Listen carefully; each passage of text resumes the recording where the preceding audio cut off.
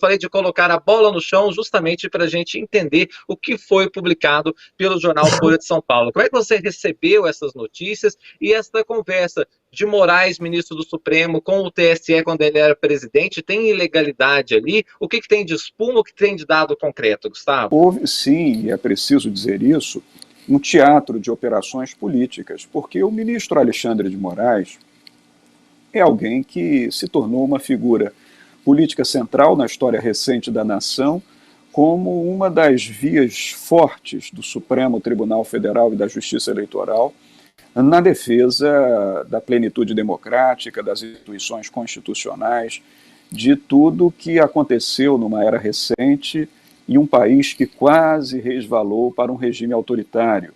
Né? Então, ele acaba dividindo o Brasil. Não existe quem seja insensível, neutro em relação ao ministro Moraes. Ou ele é amado, ou ele não é amado. E, naturalmente, que há muitos grupos políticos que querem levá-lo às cordas e, portanto, levá-lo, inclusive, a uma condição de inviabilidade. O que ocorreu, na verdade, na minha avaliação, decorre de uma realidade da organização judiciária brasileira à luz da Constituição. Isso precisa ser dito. O Brasil fez, em primeiro lugar, uma opção de judicializar o processo eleitoral de um modo geral. Poucos países do mundo adotaram esse trajeto. Veja que, em razão de nossos traumas autoritários, nossos traumas ditatoriais, desde a Constituição de 1934, que a Justiça Eleitoral ela integra o Poder Judiciário e ela também tem autoridade de administração das eleições. Então, em verdade, a justiça eleitoral não é apenas uma justiça judicial, ela é uma justiça de administração do processo eleitoral também e de regulação desse processo. Pois bem, uma outra característica é que a justiça eleitoral dos 5 ramos do Poder Judiciário é a única que não detém quadro próprio de magistrado mediante concurso público. Ela é um ramo da justiça, me permitam aqui usar uma palavra menos técnica, que vive de juízes de empréstimo. São juízes provenientes de outros ramos do Poder Judiciário que integram e estruturam a justiça eleitoral. Com isso, a sua casa de cúpula, que é o Tribunal Superior Eleitoral, sediado em Brasília, nos seus 7 ministros, tem 3 deles que são também ministros do Supremo Tribunal Federal. E ainda a Constituição determina que o presidente do Tribunal Superior Eleitoral é obrigatoriamente um dos 3 provenientes do Supremo Tribunal Federal. E com isso, o ministro do Tribunal Superior Eleitoral, vindo do STF, exerce um duplo papel, de juiz da Suprema Corte e de juiz do Tribunal Superior Eleitoral. Então, quando o ministro Alexandre de Moraes, no Supremo Tribunal Federal, precisou de provas coligidas em apuratórios instaurados por determinação do Tribunal Superior Eleitoral, ele se dirigiu curiosamente ao seu próprio gabinete, porque, em verdade, ele, funcionando como ministro do Supremo Tribunal, precisava lançar mão de provas coligidas a partir do seu desforço no Tribunal Superior Eleitoral, e a comunicação se deu entre os gabinetes, de um só juiz. Isso gerou, não por parte do ministro, mas por parte de seus assessores, uma espécie de tentação de se comunicar por via de aplicativo de mensagem, o que não é recomendável. Eu recomendo que isso não seja feito.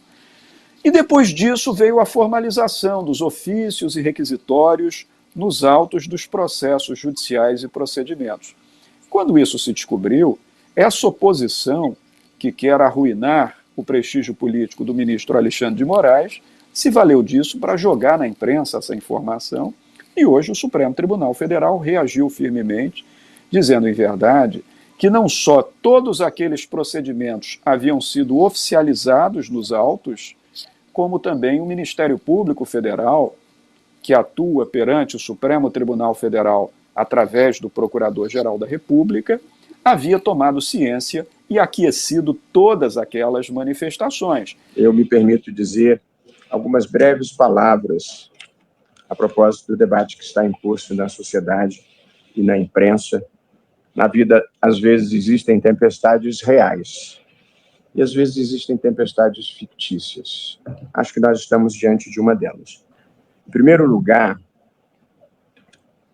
todas as informações que foram solicitadas pelo Supremo Tribunal Federal e pelo relator dos inquéritos, o ministro Alexandre de Moraes, referiam-se a pessoas que já estavam sendo investigadas e, portanto, o inquérito que já estava aberto perante o Supremo Tribunal Federal.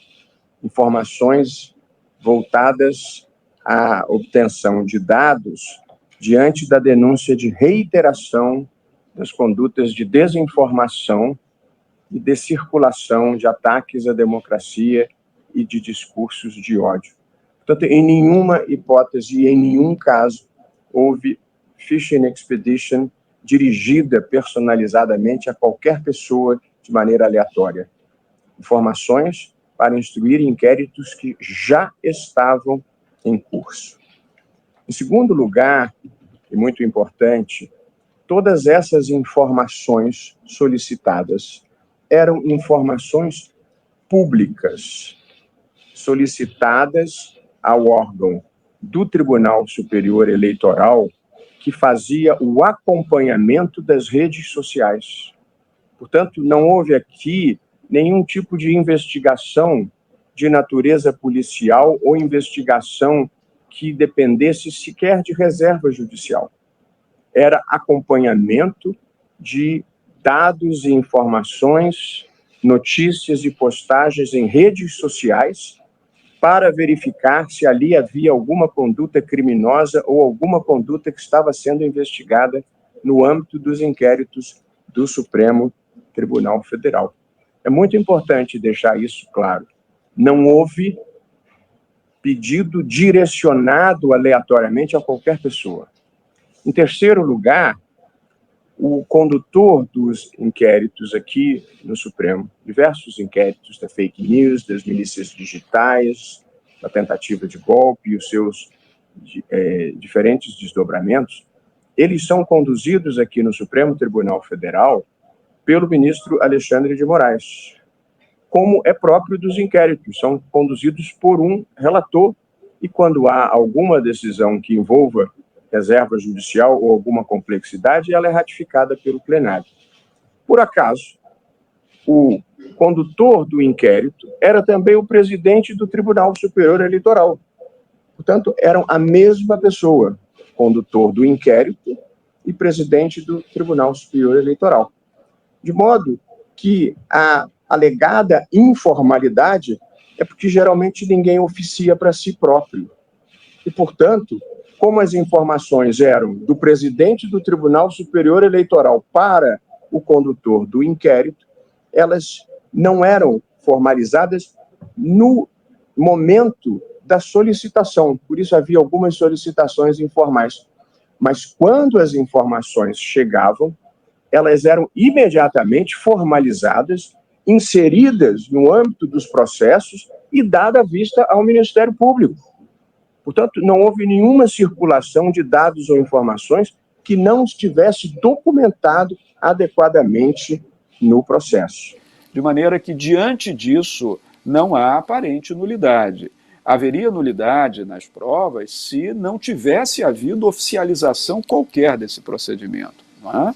Então, a recomendação que fica é: não caiam na tentação de se comunicar via aplicativo de mensagem, deixem sempre tudo oficializado nos autos, porque essa oficialização é o que permite ao público leitor consultar os autos, é o que permite que a transparência pública se realize, é o que permite, portanto, que o conhecimento do que está no processo seja também do conhecimento de todos nós. O que isso tem a ver com Sérgio Moro e Vaza Jato? Está muita gente falando, aí a nova Vaza Jato, é a Vaza Toga, etc. Faz sentido alguma afirmação nesse ponto? Eu já vou antecipar que não tem nenhuma conversa do ministro com o Ministério Público, que é isso que caracterizou a Lava Jato e depois as nulidades todas que vieram, né, Daniel? Nós devemos considerar primeiro que a atuação do ex-juiz Sérgio Moro foi uma atuação anômala.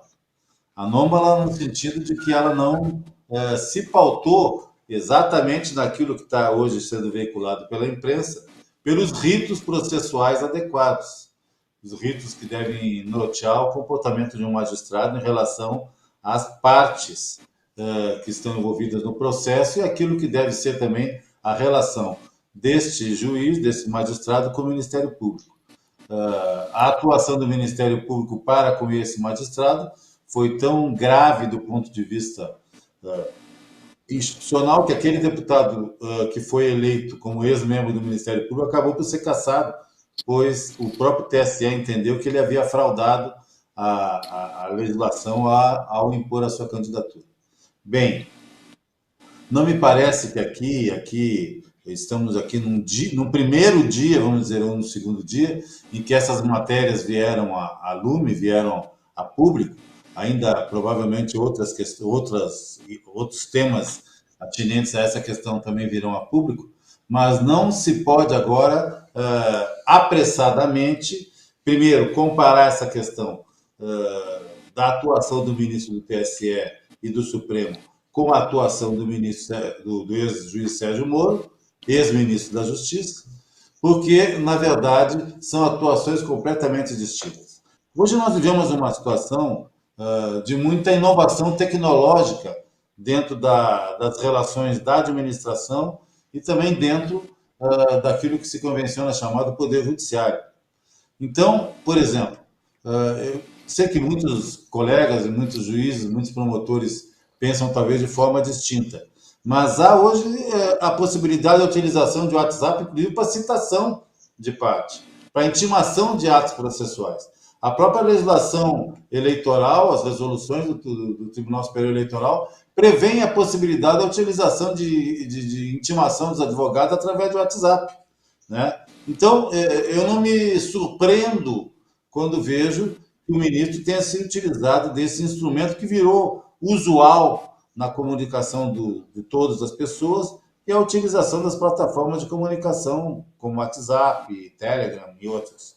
Agora, o que há, e realmente nós temos que perquirir, é se foi, a partir dessa provocação do ministro aos seus auxiliares, porque ali nós estamos falando de um juiz auxiliar e de auxiliares técnicos da presidência do TSE ou do gabinete do ministro, se houve alguma lesão ao devido processo legal, à ampla defesa e ao contraditório, que são os princípios basilares que troca ao Estado de Democracia e Direito no Brasil, né, no que se toca ao processo legal. Então, é isso que nós devemos perquirir. Se houve lesão ao devido processo legal, alguma fórmula processual foi atacada, houve um prejuízo à ampla defesa, ou ainda um prejuízo ao contraditório, evidentemente que isso vai ser aferido e verificado nas vias próprias, né? E as vias próprias, por mais que outras pessoas pensem de forma distinta, não são as páginas dos jornais nem as telas de televisão, são os processos judiciais.